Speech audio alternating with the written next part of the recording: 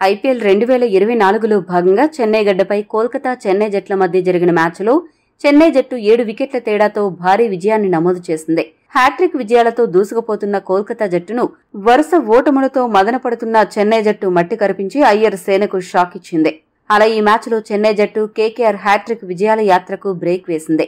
ఈ మ్యాచ్లో చెన్నై బౌలర్లలో రవీంద్ర జడేజా 4 ఓవర్లకు గాను 18 పరుగులు మాత్రమే ఇచ్చి 3 వికెట్లు పడగొట్టాడు. జడేజా దెబ్బకు కేకేఆర్ బ్యాటింగ్ లైనప్ షేక్ అయింది. ఒక విధంగా జడేజా కోల్కతా ఆత్మస్థైర్యాన్ని దెబ్బతీశాడు. మరో బౌలర్ తుషార్ దేశ్పాండే కూడా మంచి బౌలింగ్ ప్రదర్శన కనబరిచి 3 వికెట్లు పడగొట్టాడు. ఈ ఇద్దరి దెబ్బకు కోల్కతా జట్టు పీకల్లోతు కష్టాల్లో కూరుకుపోయి ఏం చెయ్యాలో దిక్కుతోచక డిఫెన్స్ లో పడిపోయి అతి తక్కువ స్కోరు చేసింది. ఇక చాలా కాలంగా బ్యాటింగ్ సరిగ్గా చేయడం లేదని విమర్శలు ఎదుర్కొంటున్న Chennai captain Ruturaj Gaikwad slow pitch పై సూపర్ ఇన్నింగ్స్ ఆడి అదరగొట్టాడు. ప్రారంభం నుండి చివరి వరకు క్రీజులో నిలిచి చెన్నై జట్టును గెలుపు తీరాలకు చేర్చాడు. ఈ విజయంతో సీఎస్కేకు, ఈ ఓటమితో కేకేఆర్ కు పాయింట్స్ టేబుల్ స్థానాల్లో ఎటువంటి మార్పు లేదు. సీఎస్కే 4వ స్థానంలో ఉండగా కేకేఆర్ 2వ స్థానంలో కొనసాగుతోంది. ఇదే మ్యాచ్లో కోల్కతా జట్టు తమకు లభించిన అద్భుత ఆరంభాన్ని సద్వినియోగం చేసుకోలేకపోయింది.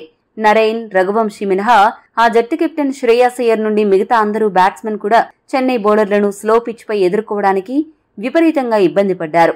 ఒక రకంగా చెప్పాలంటే ఇలాంటి పిచ్ పై ఎలా ఆడాలి అనే వ్యూహాన్ని కేకేఆర్ సిద్ధం చేసుకోలేదేమో అని అనిపించింది.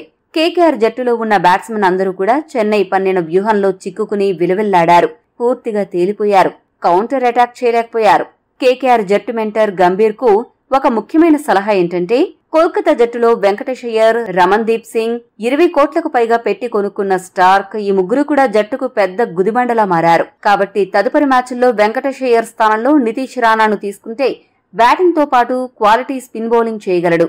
రమన్దీప్ సింగ్ స్థానంలో కేఎస్ భరత్, స్టార్క్ స్థానంలో దుష్మంత్ చమీరాలను జట్టులోకి తీసుకుంటే కేకేఆర్ కు లాభం కలుగుతుంది. ఈ మ్యాచ్ హైలైట్స్ విషయానికొస్తే టాస్ గెలిచిన చెన్నై జట్టు మరో ఆలోచన లేకుండా మొదట బౌలింగ్ చేయాలని డిసైడ్ అయింది. గత కొన్ని రోజులుగా కోల్కతా ఓపెనర్లు ఓ రేంజ్ లో రెచ్చిపోతున్నారు. కానీ ఈ మ్యాచ్ లో మొదటి బంతికే Tushar Deshpande KKR opener Philip Salt ను గోల్డెన్ డకౌట్ చేసి కేకేటీ జట్టుకు ఊహించని షాక్ ఇచ్చాడు. ఇటువంటి పరిస్థితుల్లో Sunil Narine, 1 down batsmen Raghuvanshi జాగ్రత్తగా ఆడుతూ 2వ వికెట్ కు 56 పరుగుల భాగస్వామ్యాన్ని జోడించారు. వీరిద్దరి భాగస్వామ్యం సాఫీగా సాగిపోతున్న దశలో రవీంద్ర జడేజా ఎంట్రీ ఇచ్చి ఒకే ఓవర్లో రఘువంశీ అలానే సునీల్ నరైన్ ను అవుట్ చేసి కోల్కతాను కోలుకోలేని దెబ్బతీశాడు. ఇక అక్కడి నుండి కోల్కతా పతనం మొదలైంది. ఆ తర్వాత వచ్చిన వెంకటేష్ అయ్యర్ 8 బంతుల్లో 3 పరుగులు మాత్రమే చేశాడు. ఈ సీజన్లో వెంకటేష్ అయ్యర్ అత్యంత అధ్వానంగా బ్యాటింగ్ చేస్తున్నాడు. మిగతా బ్యాట్స్మెన్లలో రమన్దీప్ సింగ్ 12 బంతుల్లో 13 పరుగులు, రింకు సింగ్ 14 బంతుల్లో 9 పరుగులు, రస్సెల్ 10 బంతుల్లో 10 పరుగులు చేసి వారి స్థాయికి తగ్గ ఆటతీరు ప్రదర్శించకుండా తీవ్రంగా నిరాశపరిచారు. పిచ్ నెమ్మదిగా ఉండడంతో కోల్కతా బ్యాట్స్మెన్ పరుగులు చేయడానికి విపరీతంగా ఇబ్బంది పడ్డారు. ఇటువంటి పరిస్థితుల్లో 4వ స్థానంలో బరిలోకి దిగిన Kolkata captain Shreyas Iyer anchor role పోషిస్తూ 32 బంతుల్లో 34 పరుగులు చేసి పర్వాలేదనిపించాడు. కేకేఆర్ బ్యాట్స్మెన్ పెద్దగా బ్యాటింగ్ ప్రదర్శన చేయకపోవడంతో కేకేఆర్ జట్టు 9 వికెట్ల నష్టానికి 137 పరుగులు మాత్రమే చేసింది. చెన్నై బౌలర్స్ లో రవీంద్ర జడేజా, తుషార్ దేశ్పాండే చెరొక 3 వికెట్లు, ముస్తాఫిజుర్ రెహమాన్ 2 వికెట్లు, తీక్షణ 1 వికెట్ దక్కించుకున్నారు. 138 పరుగుల విజయ లక్ష్యంతో బరిలోకి దిగిన చెన్నై జట్టుకు ఓపెనర్ రాచిన్ రవీంద్ర మెరుపు ఆరంభాన్నిచ్చే క్రమంలో 8 బంతుల్లో 15 పరుగులు చేసి అవుటయ్యాడు.